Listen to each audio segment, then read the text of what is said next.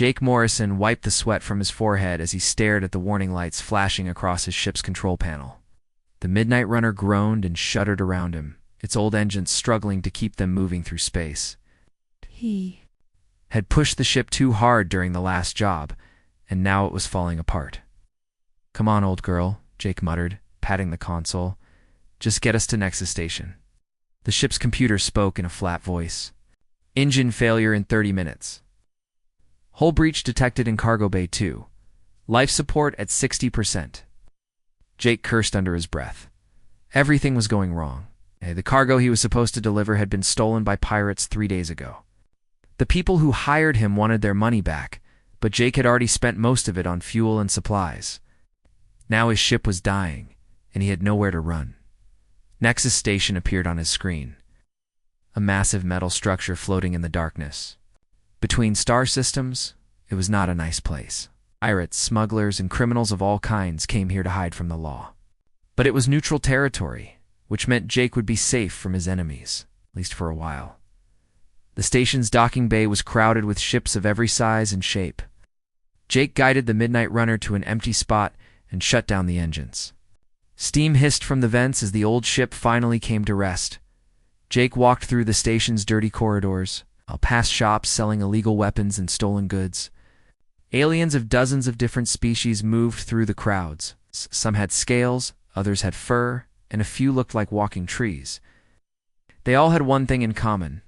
They were all here because they had nowhere else to go. At Murphy's bar, Jake found his old friend Danny Chen behind the counter. Danny was one of the few humans who lived on the station full-time.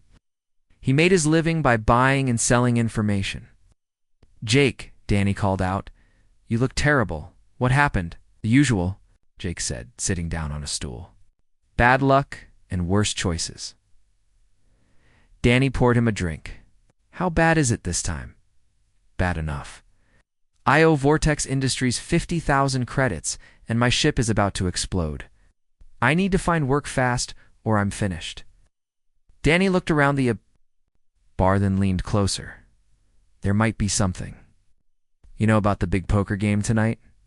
Jake had heard rumors. Every few months, the station's most dangerous criminals would gather for a high-stakes card game. The buy-in alone was more money than most people saw in a lifetime. "I can't afford to get into that game," Jake said. "Maybe you can't afford not to," Danny replied. "Word is, the pot is bigger than usual this time. Some very interesting things are being wagered." "Like what?" Danny glanced around again. "What?" "Like a Zephyrian scientist. You know, one of those blue-skinned aliens who are supposed to be super smart. Korvac the Destroyer is using her as collateral." Jake knew about Korvac. The massive reptilian crime lord controlled several systems in the Outer Rim. He was known for his cruelty and his collection of rare slaves. "Why would he risk losing something that valuable?" Jake asked. "Because he thinks he can't lose. The other players are scared of him. But here's the thing. I've been watching the games for years, and I notice things. These aliens, they're smart, but they think in patterns. They play by rules. You humans, you're different. You're unpredictable." Jake finished his drink and thought about it. He'd always been good at reading people, figuring out what they were. Thinking, it was a skill that had kept him alive in the smuggling business. "What's the buy-in?" he asked. "Everything you own. Your ship, your credits, everything. But Jake, if you win, you could walk away with enough to start over anywhere in the galaxy." Jake looked at his reflection in the mirror behind the bar. Was 35 years old, with gray starting to show in his brown hair. He had spent his entire adult life running from one disaster to another. Maybe it was time to take a real risk. "Where and when?" he asked. "Level 15, Section C, midnight." "But Jake, you need to be careful. These aren't ordinary criminals. Captain Lisa Kane will be there. She used to be military before she went pirate. And there are others, all of them dangerous." Jake stood up and left some credits on the bar. "Thanks for the tip, Danny." "Jake, wait, there's something else you should know about the scientist. Her name is Vexera, and she's not just smart, she's brilliant. She's been forced to work on weapons for Korvac, but before that she was working on things that could change the whole galaxy. If you somehow won her contract, you'd be getting more than just a slave. You'd be getting someone who could help. You become very powerful. Jake nodded and walked away, spent the rest of the day preparing.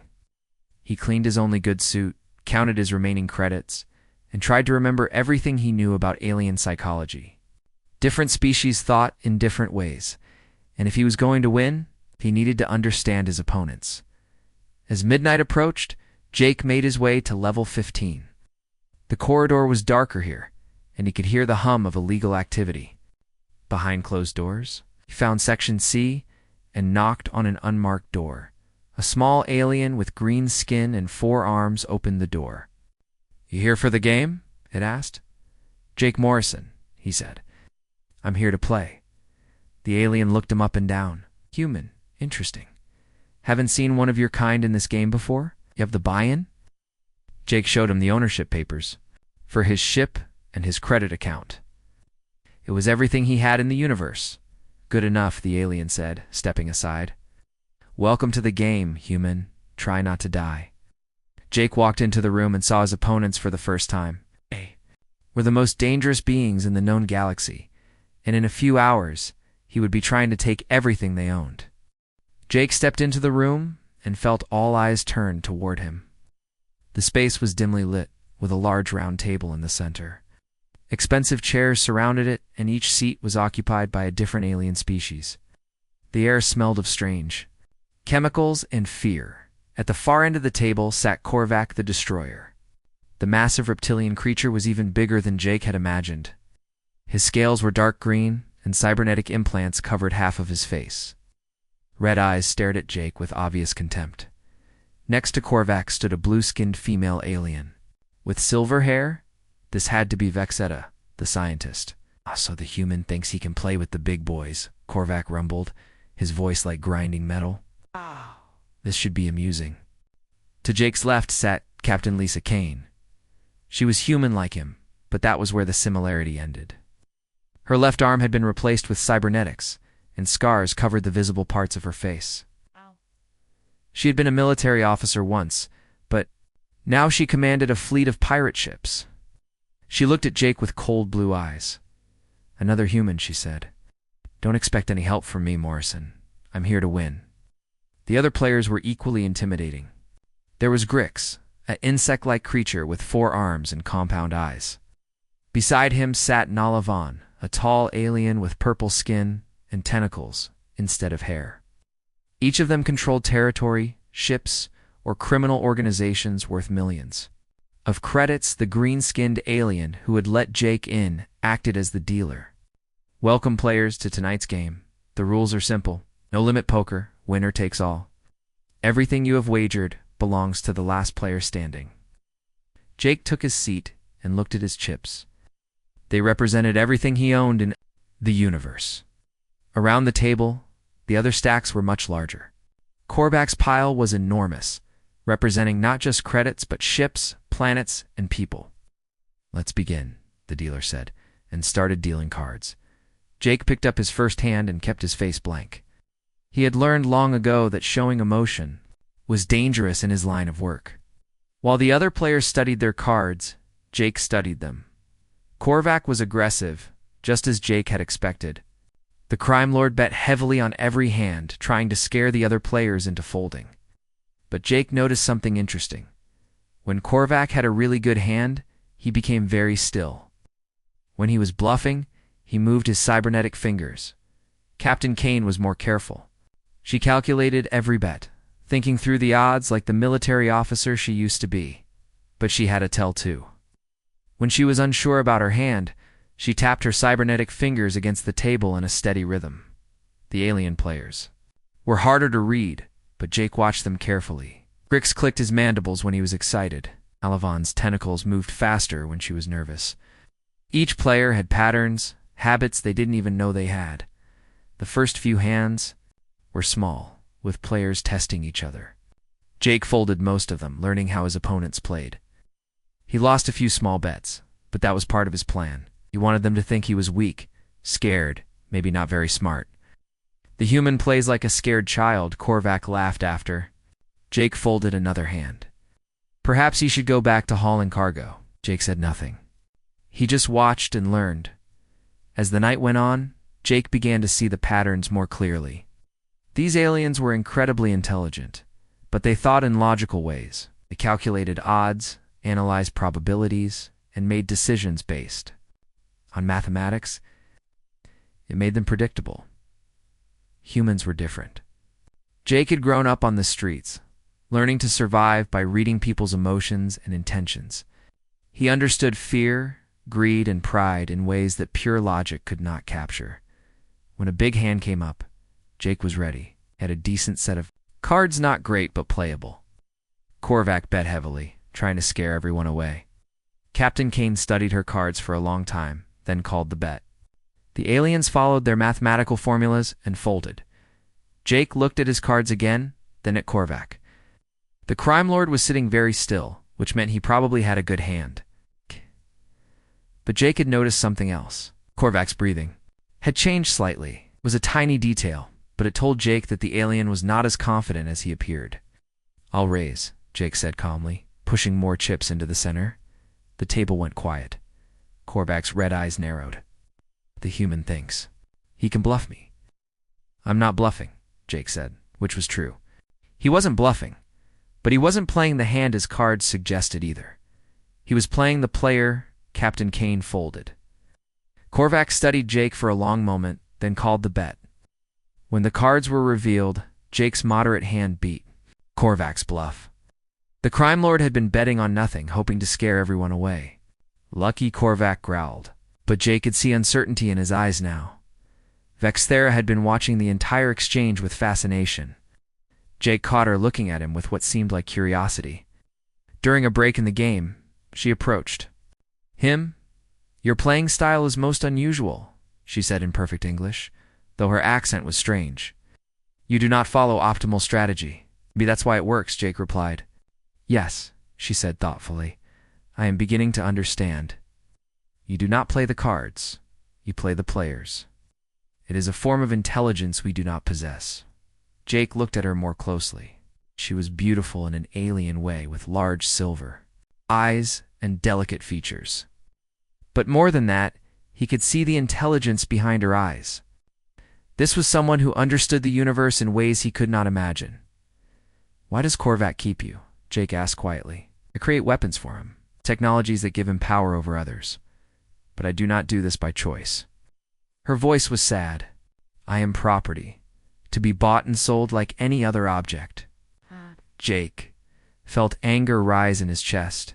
He had seen slavery before, but it never stopped bothering him. No one should own another person, no matter what species they were. "That's not right," he said. "Right and wrong are luxuries for those who are free," Vexthera replied. "I survive by being useful."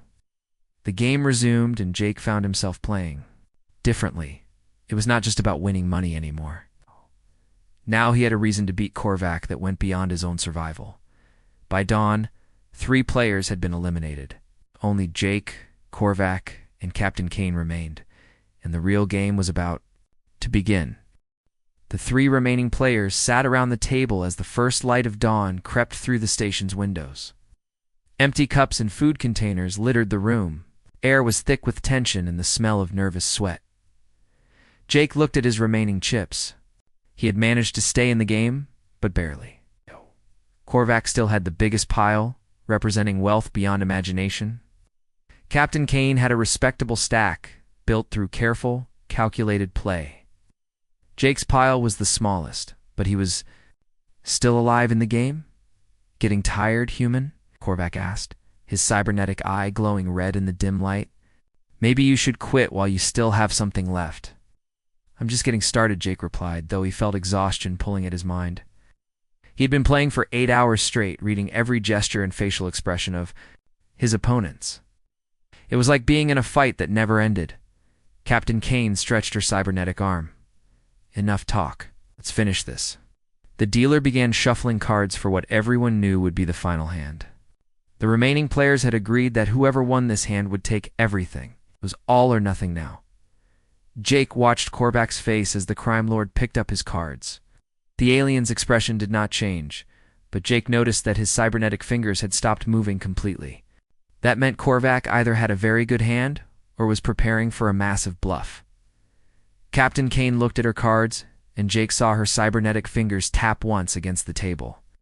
Just once. In all the hours of play, Jake had learned that one. Tap meant she was confident but not certain. 2 taps meant she was unsure. No taps meant she had either a terrible hand or an amazing one. Jake looked at his own cards. They were decent but not spectacular. In a normal game, he might play them carefully or fold if the betting got too high. But this was not a normal game, and Jake was not playing normal poker. "I'll start the betting," Korvac announced, pushing a huge pile of chips into the center. 50,000 credits. It was more money than Jake had ever seen in one place. Captain Kane studied her cards again, then looked at her remaining chips. She had enough to call the bet, but just barely. "Call," she said, pushing her chips forward. Now all eyes turned to Jake. He had enough chips to call the bet, but if he did, he would be putting everything he owned into this single hand. If he lost, he would have nothing left, not even his ship. But Jake was not thinking about his cards anymore. He was thinking about Korvac's stillness, about Captain Kane's single finger tap, and about something else. He was thinking about Vexera, standing behind Korvac like a piece of property. "I'll call," Jake said, pushing his chips forward. "But I want to add something else to the pot." Korvac leaned forward. "What could you possibly have that we would want?" Jake had been thinking about this moment for hours. He knew he could not win with just his cards and his chips.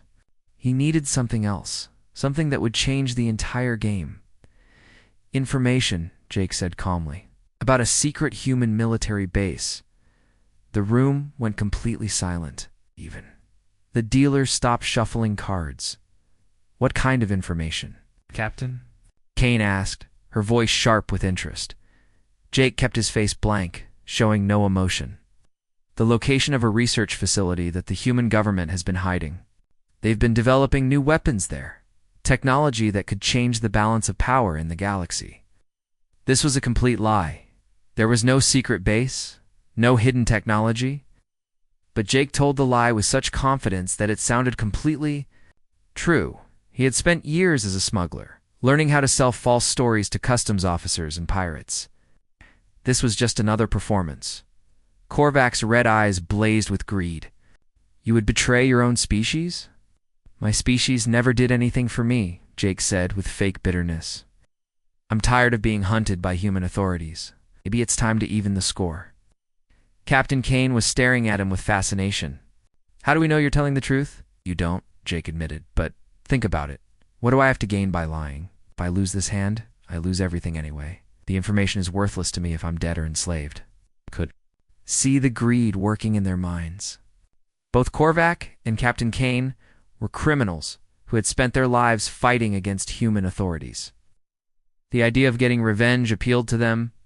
"What exactly are you offering?" Korvac demanded. "Complete intelligence package. Location. Security codes, personnel files, everything. Enough to launch a successful attack or to sell the information to the highest bidder." Jake was amazed at how easily the lies came to him. He made up details about security systems and troop movements, all of it sounding completely believable. Years of creative storytelling in his smuggling career had prepared him for this moment. Captain Kane was practically drooling. That information would be worth millions. "Exactly," Jake said. "So I'm betting it against everything in the pot. My ship, your fleets, Korvac's territories, and yes, the scientists too."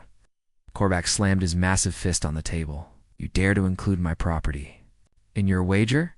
"She's already in the pot," Jake pointed out. "I'm just adding my information to make it more interesting." Jake could see Vexera watching him from across the room.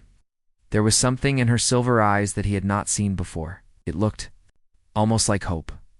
"Fine," Korvac growled. "But when I win, I will make you tell me everything before I kill you slowly." "When I win, you can try," Jake replied. Captain Kane pushed more chips forward. "I'm adding my flagship to the bet. This information better be real, Morrison." "It's real," Jake lied smoothly. The dealer looked around the table. "All bets are final. Players, show your cards." Jake's heart was pounding so hard he thought it might explode. Everything depended on the next few seconds. I had bet his life on his ability to read people and his skill at lying. Now he would find out if it was enough. Captain Kane turned over her cards first. She had a strong hand, one that would win most poker games. She smiled confidently. Korvac was next. He flipped his cards with a triumphant roar. His hand was even, better than Captain Kane's. The crime lord began to laugh, already planning what he would do with his winnings. All eyes turned to Jake. His hands were steady as he reached for his cards, but inside he was terrified. Everything he had worked for, everything he was, came down to this moment. He turned over his cards and held his breath. Jake's cards lay face up on the table. For a moment, nobody moved. The room was so quiet that Jake could hear his own heartbeat pounding in his ears. Captain Kane stared at the cards, her face turning pale. "That's impossible," she whispered. "Korvac's." Roar of laughter died in his throat. His cybernetic eye flickered as if it was malfunctioning. "No, this cannot be." Jake looked down at his own cards, hardly believing what he saw. His hand was not the strongest in terms of pure value, but according to the complex rules they had been playing, it triggered a special combination. In the Centauri variant of poker, having exactly the right sequence of mixed suits created what was called a harmony hand, a rare winning condition that beat almost anything else. The dealer checked the cards 3 times, consulting a rule book that was older than most of the players. "The human wins," he announced in a shaky voice. "Harmony hand takes the pot." The explosion of noise that followed was deafening. Korvac jumped to his feet, his massive frame shaking with rage. Chair crashed to the floor behind him. "This is cheating," he bellowed. "No human could know our gambling laws that well." "I studied before I came," Jake said calmly, though his hands were trembling under the table. "I figured if I was going to risk everything, I should understand all the rules." This was partially true. Jake had spent hours researching different poker variants, but he had not expected to get this lucky. Sometimes the universe just smiled on you. You had to be smart enough to smile back. Captain Kane was staring at him with a mixture of respect and hatred. "You magnificent bastard. You actually did it." Axe. Korvac's massive hands were clenched into fists. "I will not honor this." The game was rigged. The human used some kind of trick. The dealer stepped between them. The rules of Nexus Station are clear. All debts must be honored. The automated defense systems will enforce this. As if responding to his words, red lights began flashing around the room. The station's security system had been monitoring the game as it monitored all major transactions. Korvac looked up at the ceiling, where weapon ports had opened, ready to fire at anyone who tried to break the station's neutrality laws. "You may be angry, Korvac," the dealer continued, "but you agreed to these terms. The human has won fairly." Korvac's rage was terrible to see, but he was not stupid. The station's weapons could vaporize him in seconds if he violated the rules. Slowly, very slowly, he reached into his jacket and pulled out several data chips. "These contain the ownership codes for my ships, my mining operations, and my territories," he said, his voice dripping with poison. "They are yours, human, but do not think this is over. The moment you leave this station, I will hunt you to the ends of the galaxy." "I'll worry about that when the time comes," Jake replied, though his stomach was churning with fear. Making an enemy of Korvac was like signing his own death warrant. Captain Kane was more gracious in defeat. She transferred control of her pirate fleet to Jake with a bitter smile. "I have to admit, Morrison, you played us all perfectly.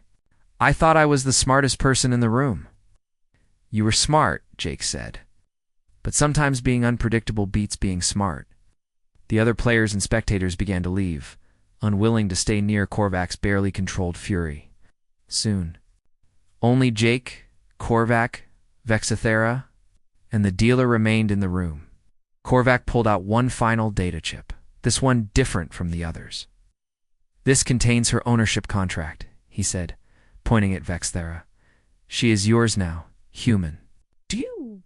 What you want with her? But remember, she is dangerous. Her knowledge has been used to create weapons that could destroy planets. Jake took the chip, feeling its weight in his hand. It was such a small thing to represent a person's entire life. Vexthera stepped forward, her silver eyes fixed on Jake's face. "What will you do with me?" she asked quietly. Jake could feel everyone watching him. This was the moment that would define who he really was. He could keep her as a slave, sell her to someone else, or use her knowledge for his own gain. The temptation was enormous. With her scientific skills and his new resources, he could become one of the most powerful people in the galaxy instead. Jake held up the data chip so everyone could see it. Then, without hesitation, he crushed it between his fingers, crumbled into useless pieces that scattered across the floor.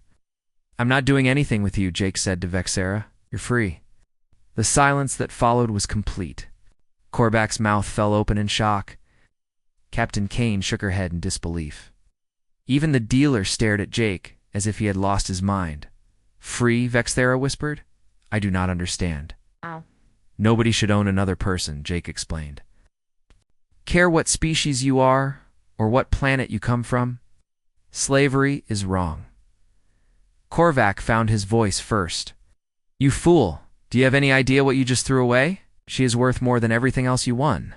"Maybe to you," Jake said. "But I'm not you." Vexthera was staring at him with an expression Jake could not read. "Why?" she asked. "What do you gain from this?" "Nothing," Jake admitted. "And that's the point." Korvac stormed out of the room, his heavy footsteps echoing down the corridor. "You will regret this, human," he shouted, "both of you." Captain Kane gathered her remaining belongings and paused at the door. "You're either the most noble person I've ever met, Morrison, or the most stupid. Probably both." She left without another word. The dealer finished transferring all of Jake's winnings to his accounts. Then he too departed, shaking his head at the strange human who had thrown away a fortune. Jake and Vexthera were alone in the room. She was still staring at him with those huge silver eyes. "I have nowhere to go," she said finally. "Korvac destroyed my homeworld years ago. I have no family, no friends, no place in the galaxy." Jake thought about this. He now owned ship's territory, and enough credits to live comfortably for the rest of his life. But he also had the most dangerous crime lord in the galaxy hunting him. He would need all the help he could get. "I have an idea," he said. "What if we became partners?" "Partners?" Vexthera seemed confused by the concept. "Equals. We work together, share the profits, make decisions together. You provide the brains. I provide the street smarts. What do you think?" For the first time since Jake had met her, Vexthera smiled. It transformed her entire face, making her look younger and more alive. "I think," she said, "that would be most agreeable." Jake smiled back. He had won the biggest poker game of his life, but somehow he felt like the real prize was just beginning. 2 weeks had passed since the poker game, and Jake was learning that winning everything came with its own problems. He sat in the captain's chair of his new flagship, the Starfire, watching repair crews work on the Midnight Runner through the viewing port. His old ship looked tiny next to the massive vessel he now commanded. "The quantum drive modifications are complete," Vexthera said, entering the bridge with a data pad in her hands. "I have increased the ship's speed by 30% and improved the shielding system." Jake looked at the technical readouts she showed him, understanding maybe half of what he saw. "You did all this in 2 weeks?" "I have been thinking about these improvements for years," she replied. "Korvac only wanted weapons, but I always dreamed of building something better." In the short time they had been working together, Jake had learned that Vexthera was even more brilliant than he had imagined. She could look at any piece of technology and immediately see ways to improve it. More importantly, she was using her knowledge to help people instead of hurting them. "Any word from our scouts?" Jake asked. 3 of Korvac's ships were spotted near the Titan system, Vexthera reported. "He is still hunting us, but he has not found our location yet." Jake nodded grimly. Korvac had not given up his pursuit. The crime lord had put a huge bounty on both their heads, and every criminal in the galaxy was looking for them. But Jake had used his new resources wisely. He now commanded a small fleet of fast ships and had loyal crews who were well paid for their loyalty. "Captain Morrison," came a voice over the communication system. "We have an incoming message. It's from the refugee ship in the Zeta system." Jake smiled. This was the part of his new life that made everything worthwhile. Put them through. Screen flickered and showed the face of Maria Santos, a human woman who led a group of refugees fleeing from a war zone. "Jake, thank you again for the supplies. The medical equipment you sent saved dozens of lives. Just doing what I can," Jake replied. "How are things going?" "It's better thanks to you and your partner. The food shipments are keeping everyone fed, and the new water purification system is working perfectly." After the call ended, Vexthera looked at Jake with curiosity. "You are spending a great deal of money to help these refugees. It is not profitable." "Not everything has to be about profit," Jake said. "We have more resources than we can use. Why not help people who need it?" This had been Jake's idea from the beginning. Instead of using his new wealth just for himself, he had started helping refugees, providing medical supplies to poor colonies, and even funding schools on planets that had been damaged by war. It was not the kind of thing most smugglers did. But Jake was not most smugglers anymore. Vexthera had embraced this mission with enthusiasm.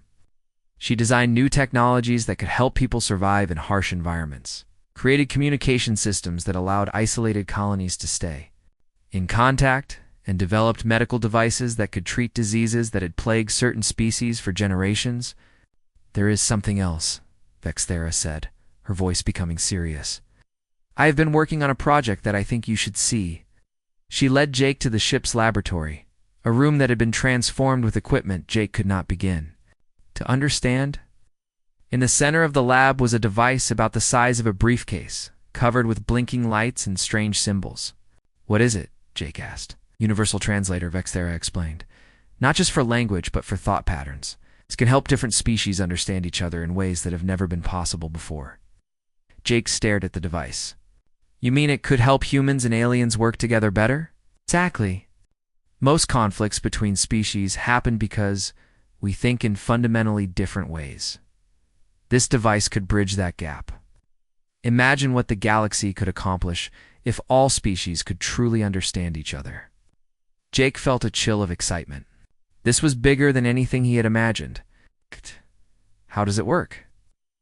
Vexthera activated the device, and Jake felt a strange tingling in his mind. Suddenly, he could sense what she was thinking, not just her words, but the concepts behind them. He understood her alien thought patterns in a way that seemed impossible. "This is incredible," he said, his voice filled with wonder. "It is only the beginning," Vexthera replied. "With your help, I can build larger versions that could be used in diplomatic meetings, trade negotiations, even schools. We could change how the entire galaxy communicates." Jake thought about the possibilities. Wars could be prevented, misunderstandings could be eliminated, and different species could work together like never before. It was the kind of discovery that could reshape civilization. "How long before you can build more of these?" he asked. "With our current resources, perhaps 6 months for a prototype that could handle multiple species at once." Their conversation was interrupted by an alarm. Jake's communication officer's voice came over the speaker. "Captain, we have a problem. Korvac's entire fleet just jumped into the system. They found us." Jake ran to the bridge with Vexthera close behind. The tactical display showed 15 heavily armed ships moving toward their position. Korvac was not taking any chances this time.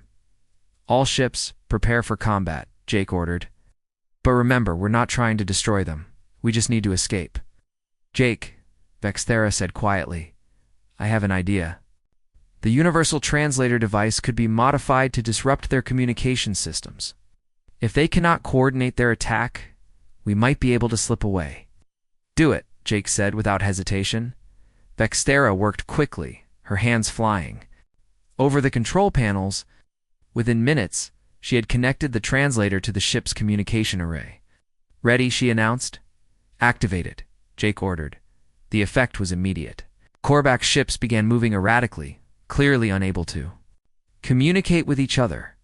Jake's fleet took advantage of the confusion to jump to hyperspace, leaving their pursuers behind. As they escaped into the safety of deep space, Jake realized that this was only the beginning. He and Vexthera had something that could change the galaxy, but they would need to be careful about how they used it. "Where to now?" Vexthera asked. Jake looked at the star charts, thinking about all the places they could go and all the people they could help. "Wherever we're needed most," he said. Vexthera smiled. "I believe that will be everywhere," Jake laughed, "and we better get busy." The Starfire and its escort ships jumped to hyperspace, carrying two unlikely partners toward a future that neither of them could have imagined. Jake Morrison was no longer just a smuggler, and Vexthera was no longer just a slave. Together, they had become something new, something that the galaxy had never seen before. They were pioneers of hope in a universe that had forgotten how to dream, and their greatest adventures were just beginning.